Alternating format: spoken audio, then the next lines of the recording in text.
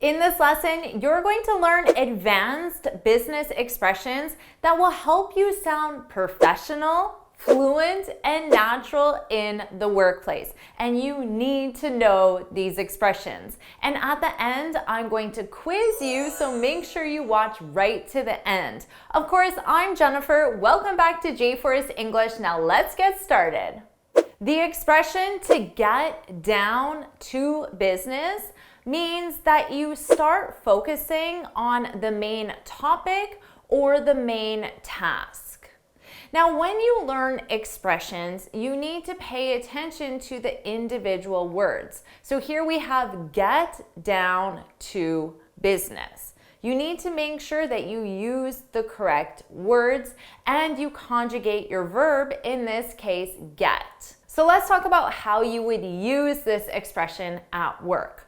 Well, when you're having a business meeting, it's very common to start with some small talk. Small talk is conversation about the weather, what you did last night, the weekend, current events. It's not about the main topic. So maybe you have some small talk for 5 minutes, and then whoever's leading the meeting can say, "All right, everyone, let's get down to business. Today we're going to," and then you will start discussing the main purpose of that meeting or the main topic of that meeting. This is a must-know expression because you can hear it and use it at almost every business meeting you go to. Our next expression is to touch base. When you touch base with someone, it means you briefly connect or communicate with someone. And you do that to share or receive updates or to schedule a longer conversation or meeting. For example, have you touched base with the client yet? So notice our verb is touch. So of course you need to conjugate that verb. What's the verb tense in this example? Have you touched base with the client yet? It's the present perfect in question form. So you have to conjugate that verb. Now, if someone asks you that, have you touched base with the client yet, with someone?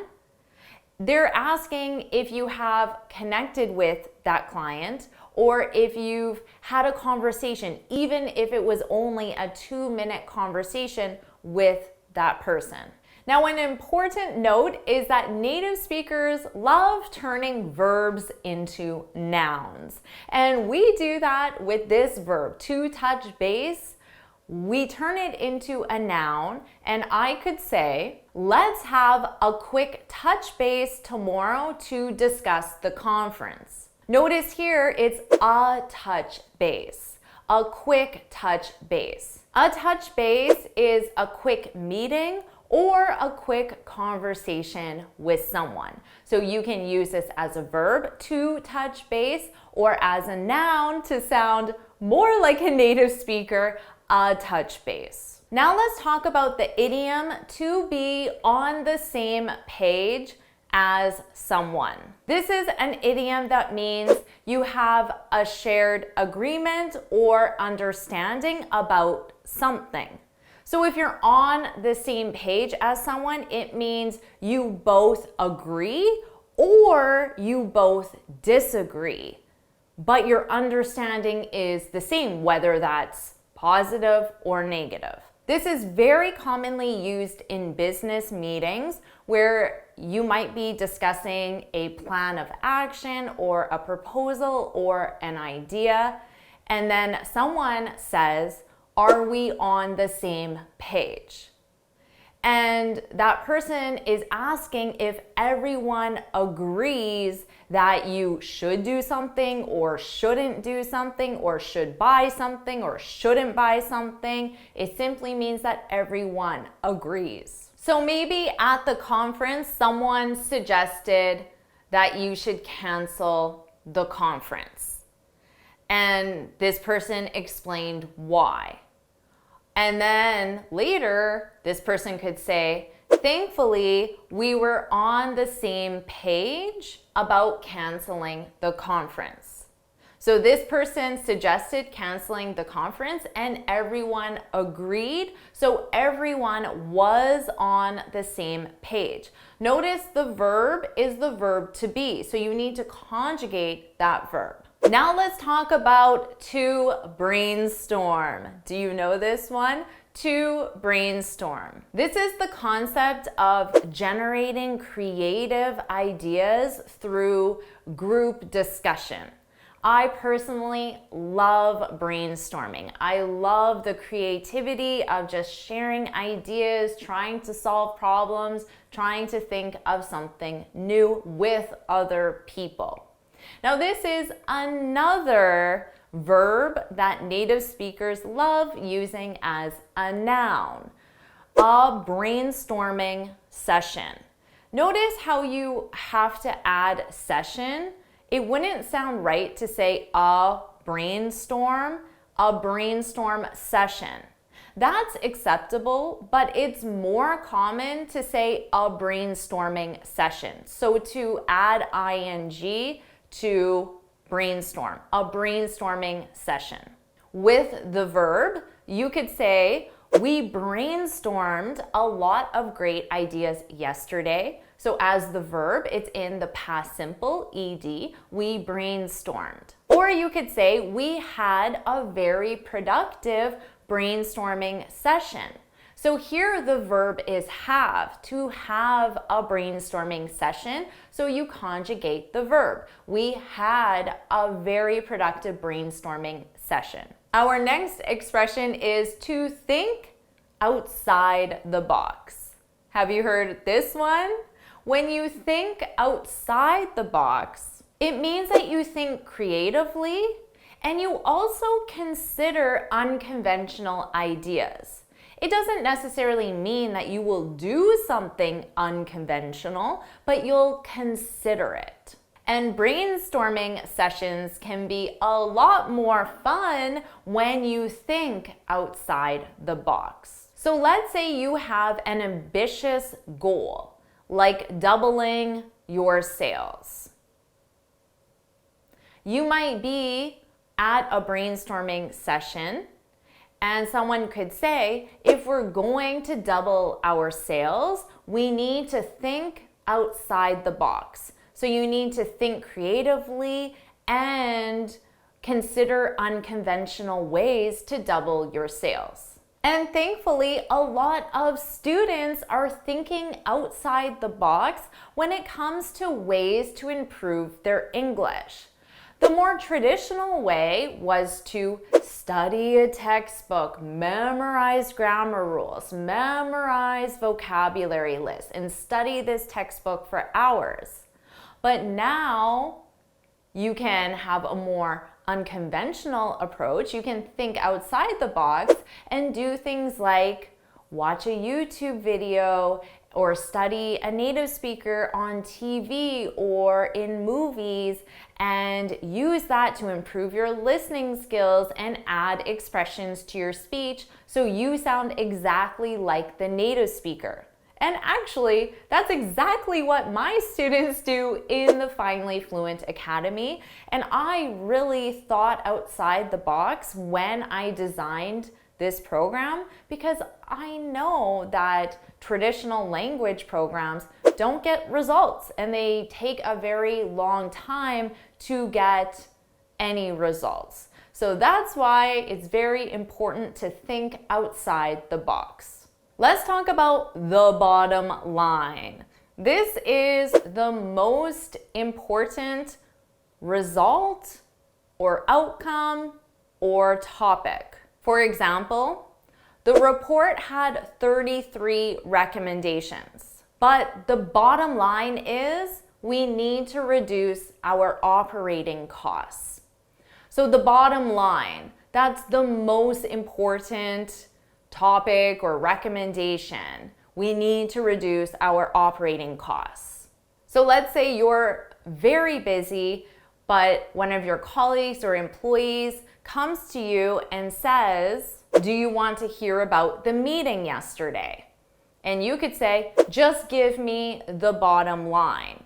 So you're asking that employee to just give you the main result, the main outcome, or the main topic. Our next expression is a great one, to call it a day, to call it a day. And this is used to say that you decide to finish work for the day. So let's say you're scheduled to finish work at 5:00 p.m. That's the scheduled end of your work day. And let's say today you have a brainstorming session scheduled from 9 a.m.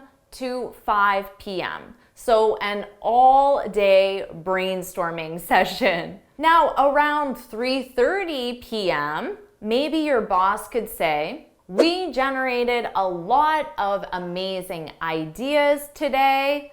I know everyone's exhausted, so let's call it a day. Your boss just gave you permission to end working at 3:30, even though your scheduled day ends at 5. And that's why this is an amazing expression, to call it a day. This next expression will help you sound very natural to keep someone in the loop. This is when you keep someone informed about something specific, or you include someone in communication. This is commonly used in email, and you'll see someone write, please keep me in the loop. If your boss sends you an email and says, please keep me in the loop, it means that your boss wants you to inform them about whatever that specific topic is. So perhaps it's, please keep me in the loop on the status of the report. Notice we use the preposition on and then the something, on the status of the report. We also use this to inform someone that we will share information with them. For example, I'm having a touch base with the client today. Notice a touch base as the noun.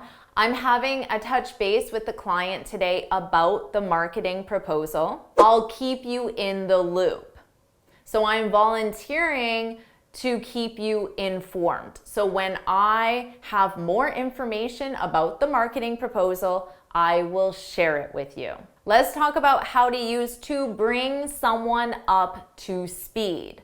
A very important expression. When you bring someone up to speed, it means you inform that person about recent updates or developments. So let's say someone was sick and they were off work for 2 days.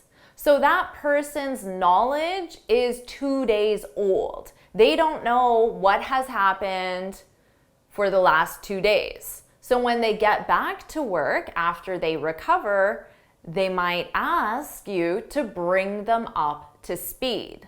I was off sick for 2 days. Can you bring me up to speed? To do that, you will give that person all the information, updates, developments from the last 2 days specifically, so their knowledge is at the same level as everyone else. And after you update that person, they can say, thanks for bringing me up to speed. Let's talk about the phrasal verb to follow up. And you follow up with someone on something. This is when you continue communication after an initial conversation. For example, I sent the client the proposal last week, but I haven't heard back. I'll follow up today. So you had an initial conversation with that client about the proposal. This happened last week. So now you can follow up with that client on the marketing proposal. You can have another conversation in order to continue discussing what you previously discussed, the marketing proposal. So the client gets your follow-up message. There, I just used it as a noun. Remember, native speakers love doing that, a follow-up message. So the client gets your follow-up message and could say, "Thanks for following up. Let's touch base on this tomorrow." Let's touch base. So the verb form, to touch base. Let's touch base on this, the marketing proposal, tomorrow. Now you are going to sound very advanced, very fluent, very natural, and very professional at your next business meeting. But I'm going to quiz you to make sure you really know all of these expressions and can use them in your speech. So here are the questions. Hit pause, take as much time as you need, and when you're ready to see the answers, hit play. So how'd you do with that quiz? Well, let's find out. Here are the answers. Hit pause, take as much time as you need to review them, and when you're ready to continue, hit play. So how'd you do with that quiz? Share your score in the comments and leave an example with your favorite expression from the list. And make sure you like this video, share it with your friends, and of course subscribe so you're notified every time I post a new lesson. And you can get this free speaking guide where I share 6 tips on how to speak English fluently and confidently. You can click here to download it or look for the link in the description. And why don't you get started with your next lesson right now?